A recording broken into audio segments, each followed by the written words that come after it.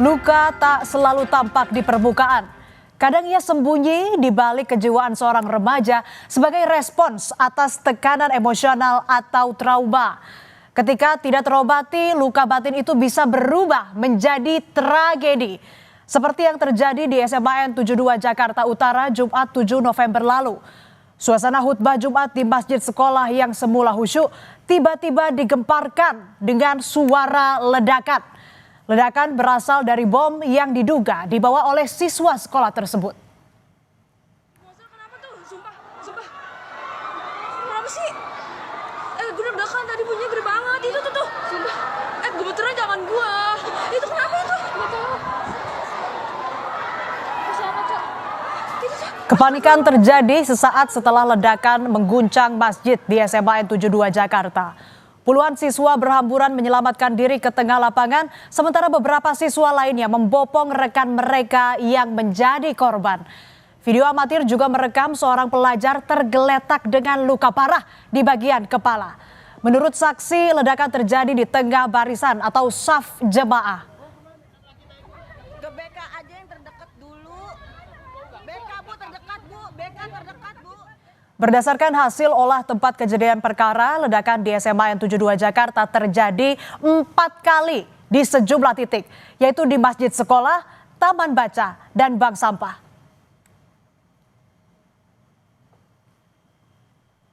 Dalam konferensi pers pada 11 November, polisi mengungkap ada 7 peledak ditemukan di SMAN 72 Jakarta.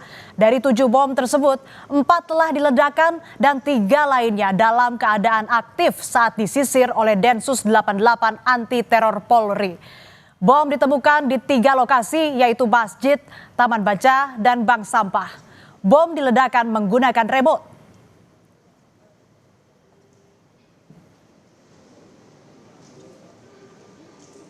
Dari 7 bahan peledak tadi yang sudah meledak adalah 4, tersisa 3 yang belum. Ini secara detail, secara komprehensif nanti akan dijelaskan dari pihak Gegana dan pihak Densus dan Puslapfor ya, karena itu hasil olah TKP. Ledakan di SMAN 72 mengakibatkan 96 orang terluka, yakni 67 orang luka ringan, 26 luka sedang, dan 3 luka berat. Hingga hari ini masih ada 28 korban dirawat di sejumlah rumah sakit di Jakarta. Selain mengalami luka, 90% korban mengeluhkan gangguan pendengaran. Sebagian telah menjalani terapi hiperbarik untuk memulihkan pendengaran.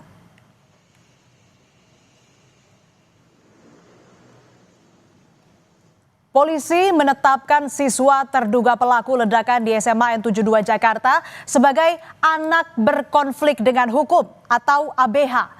ABH diduga kuat terlibat dalam ledakan pada 7 November lalu. Kesimpulan ini berdasarkan pemeriksaan menyeluruh di lokasi maupun di rumah ABH. Salah satu dugaan yang melakukan dalam kondisi ini adalah sebagai anak yang berhadapan dengan hukum. Nah, masih dalam perawatan dan kondisinya sudah sadar, termasuk kita saat ini adalah fokus dulu terhadap pemulihan. CCTV milik warga merekam aktivitas saat ABH membonceng motor menuju sekolah. Ia membawa ransel dan sebuah tas biru di pangkuan. Menurut Ketua RT setempat, ABH merupakan sosok yang tertutup dan tidak pernah bersosialisasi dengan warga.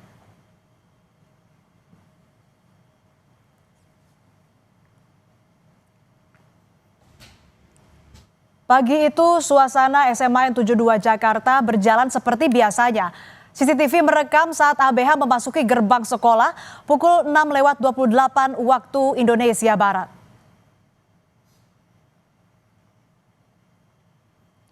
ABH kemudian berjalan di koridor sekolah dan sempat berpapasan dengan guru.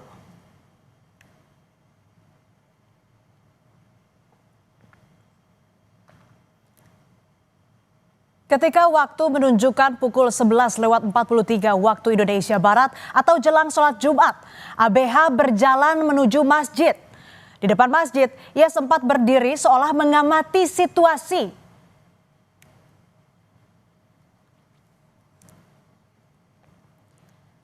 Semakin mendekati sholat Jumat sekitar pukul 12:05 waktu Indonesia Barat, ABH melepas seragam dan berganti baju. Kemudian menuju masjid sambil menenteng senjata mainan. Tidak lama kemudian terlihat cahaya warna merah dan asap putih dari dalam masjid. Di balik kerasnya suara ledakan, ternyata ABH merasa kesepian karena tak ada tempat bercerita baik di sekolah maupun di rumahnya. Perasaan itulah yang mendorong ABH untuk melakukan kekerasan. Polisi mengungkap ABH sebagai pribadi yang tertutup dan jarang bergaul. Yang kami peroleh dari hasil penggalian keterangan maupun petunjuk-petunjuk yang ada, bahwa yang bersangkutan anak berkonflik dengan hukum ini terdapat dorongan untuk melakukan peristiwa hukum tersebut. Dorongannya di mana yang bersangkutan merasa sendiri, kemudian merasa tidak ada yang menjadi tempat untuk menyampaikan keluh kesahnya, baik itu di lingkungan keluarga, kemudian di lingkungannya itu sendiri maupun di lingkungan sekolah. Ini yang menjadi perhatian kami juga bersama dengan KPAI. Meski diduga kuat yang menyebabkan ledakan di sekolahnya, polisi memastikan ABH tidak terkait terorisme. Kapolda Metro Jaya Irjen Asep Edi Suheri bilang ABH bertindak secara mandiri. Polisi masih mendalami aktivitas daring untuk mengetahui motif peristiwa ini. Hasil pemeriksaan sementara ditemukan kecenderungan ABH menyukai konten kekerasan. Diketahui merupakan seorang siswa SMA aktif yang bertindak secara mandiri dan tidak terhubung dengan jaringan teror tertentu. Berdasarkan keterangan yang kami himpun, ABH yang terlibat dalam kasus ledakan ini dikenal sebagai pribadi yang tertutup, jarang bergaul, dan dia juga memiliki ketertarikan pada konten kekerasan serta hal-hal yang ekstrim. Hingga kini polisi masih mendalami dari mana asal bahan peledak yang digunakan ABH di SMA N72 Jakarta. Pemeriksaan belum bisa dilakukan karena ABH masih dirawat di rumah sakit dan polisi fokus pada pemulihan terlebih dahulu.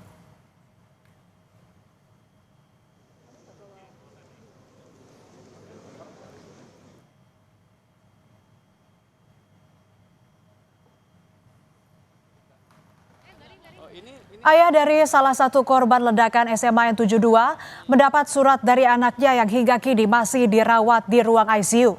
Dalam tulisannya, korban minta untuk selalu ditemani. Ia juga meminta orang tuanya menyampaikan ke polisi untuk mengusut tuntas kasus ini secara transparan. Saya minta diusut karena itu permintaan dari dia.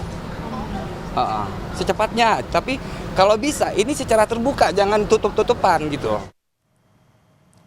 Sementara itu, polisi menyatakan proses hukum terhadap pelaku ledakan SMA N72 dilakukan berlandaskan sistem peradilan pidana anak.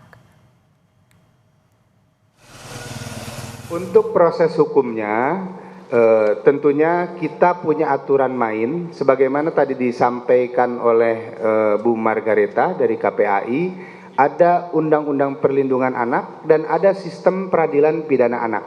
Kami akan mempedomani undang-undang tersebut dan kita akan mencari yang terbaik untuk hak dan anak-anak kita ke depan, baik itu korban maupun anak-anak yang berhadapan dengan hukum. Hingga saat ini saudara, ABH masih menjalani perawatan di rumah sakit dan polisi belum bisa mendalami lebih jauh. Publik menunggu apa sebenarnya yang melatari hingga seorang remaja bisa sampai di titik itu. Bisa jadi pemicunya tak hanya dialami ABH melainkan juga banyak orang lainnya. Peristiwa ini sekaligus menjadi alarm serius bahwa kesehatan mental anak bukan sekadar tambahan tapi mendesak untuk diperhatikan agar luka sunyi tak lagi menjadi tragedi.